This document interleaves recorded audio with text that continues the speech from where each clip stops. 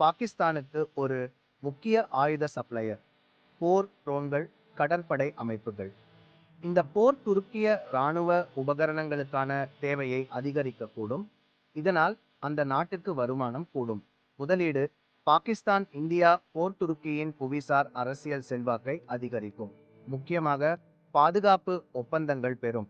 முக்கியமாக இராணுவ ரீதியாக முதலீடுகளை அதிகரிக்கும். இது பாகிஸ்தான் நிதியை பாதிக்கும்.